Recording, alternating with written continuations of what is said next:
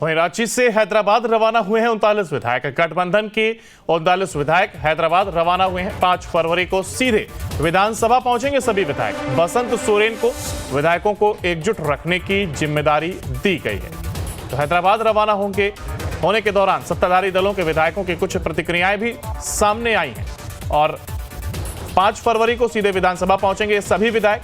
तो वहीं प्रतिक्रियाएं जो हैं वो भी उन्होंने अपनी बात को रखा है। हालांकि इस दौरान 39 विधायक जो कि रांची से हैदराबाद के लिए रवाना हुए हैं और गठबंधन के 39 विधायक हैदराबाद रवाना हुए हैं। और हमारे साथ हमारे संवाददाता राजेश तोमर बने हुए हैं। राजेश, देखिए 39 से विधायक बताए जा रहे हैं जो कि हैदराबाद के लिए रवाना हुए।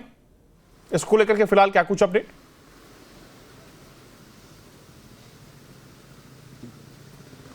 देखिए, जो 39 विधायक हैं वो यहाँ से हैदराबाद के लिए चले गए, क्योंकि कल ही इनको जाना था, लेकिन मौसम खराब होने की वजह से, क्योंकि तब असमंजस की स्थिति थी, राजभवन से कोई इनको निमंत्रण नहीं मिला था। लेकिन रात में 11 बजे के बाद राजभवन की तरफ से कहा गया कि चंपई सोरेन, आप यहाँ पर मुख्यमंत्री के तौर पर आप पेश हो सकते हैं, अपना दावा कर सकते हैं और आपको निमंत्रण दिया जाता है कि कल से आप यहाँ आए, आपको शपथ दिलाया जाएगा। उसके बाद यहाँ पर 3 जो मंत्री हैं, मुख्यमंत्री सहित जो आलमगीर आलम है कांग्रेस कोटे से, उनको यहाँ पर शपथ दिलाया गया। इसके अलावा राजद कोटे से सत्यानंद भोक्ता को दिलाया गया। तो कुल आज 3 मंत्री यहाँ पर बने, 1 मुख्यमंत्री और 2 मंत्री।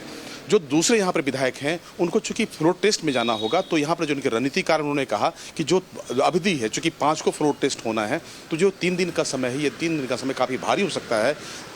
विधायकों की एकजुटता बनी रहे इसको लेकर सुरक्षा के लिहाज से, और एकजुटता बना रहे। बसंत सोरेन जो कि हेमंत सोरेन के छोटे भाई हैं, उनको जिम्मेदारी दी गई कि आप विशेष विमान से हैदराबाद जाएं, 3 दिन तक आप वहीं पर रहें और उनकी जो एकजुटता है वो आपकी जिम्मेदारी है। जब आप यहाँ पहुँचें तो सीधे विधानसभा पहुँचें, वहाँ पर फ्लोर टेस्ट होगा। जो यहाँ पर दावा किया गया है कि 47 विधायकों का समर्थन झारखंड मुक्ति मोर्चा और गठबंधन के साथ में 43 के जो हस्ताक्षरित पत्र थे वो राज्यपाल को सौंप दिया गया था।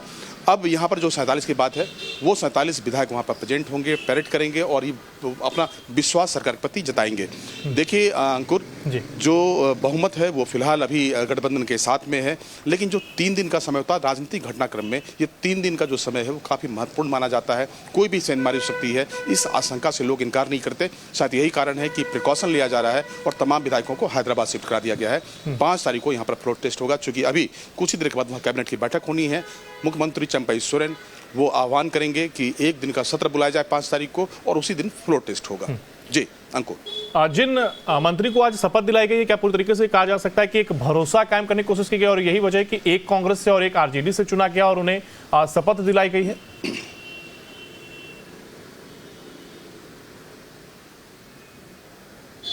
अंकुर, जो मंत्री हैं सत्यानंद भोक्ता, ये पहले भी हेमंत सोरेन के कैबिनेट में मंत्री थे और ये राजद से थे। चूंकि यहाँ पर जब चुनाव हुए थे तो गठबंधन में 3 दल बहुत प्रमुखता से इनके साथ में था। कांग्रेस के यहाँ पर 16 विधायक हैं जो इनके गठबंधन में हैं। आलमगीर आलम साहब मंत्री थे, इस बार भी उनको मंत्री पद का शपथ दिलाया गया है और वो विधायक दल के नेता भी हैं कांग्रेस के। चूंकि एक ही मेंबर हैं जो आरजेडी से हैं, आरजेडी इनके लिए बहुत ही लॉयल पार्टी रही है, तो सत्यानंद भोक्ता उनके इकलौते मंत्री थे। आज भी उनको मंत्री पद का शपथ दिलाया गया है। बसंत सोरेन बारे में चर्चा है कि उनको उप मुख्यमंत्री बना सकता है। चूंकि सोरेन परिवार से फिलहाल एक रिप्रेजेंटेशन की बात हो रही है, तो बसंत सोरेन के नाम की चर्चा है कि उनको बड़ी जिम्मेदारी दी जा सकती है, उनको उप मुख्यमंत्री बनाया जा सकता है।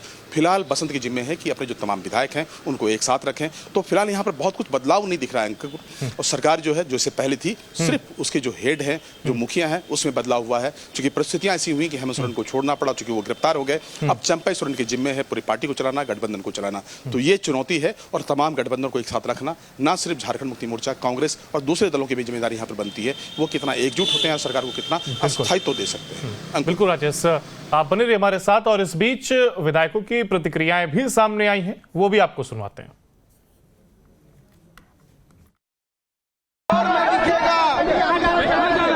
फ्लोर में ताकत दिखेगी, न डरे थे न डरे हैं न डरेंगे, लड़े थे लड़ेंगे, सच के मुकाबला करेंगे। प्रथम दृष्टा गठबंधन के पास संख्या था, आप लोगों ने देखा वीडियो के ऊपर, आपने ही चलाया वो। उसके बावजूद महामहिम की तरफ से न्योता नहीं आया, क्योंकि ये जो किया गया था वो पूर्वाग्रह से किया गया था। उन्होंने पहले से तय किया था कि शपथ ग्रहण नहीं होने देना, और वो देर इसलिए कर रहे थे कि वो विधायकों को तोड़ सके।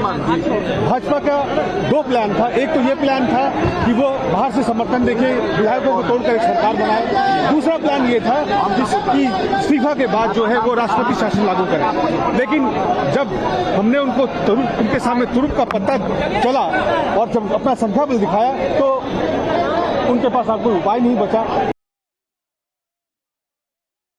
सरकार बनने का जश्न मनाने जा रहे हैं।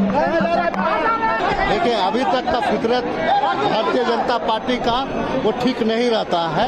हम सारे लोग इंटैक्ट हैं, एक जगह उसमें आपत्ति क्या है? उनके प्लान फेल इसलिए हो गए क्योंकि हमने उनसे ही सीखा है और उनका उन्हीं को फेरा है। उन्होंने हमें 20 दिया था, हमने 21 फेरा है, और आने दीजिए समय, सूद समय वापिस होगा इस सरकार को। हैदराबाद बिरयानी खाना है बस।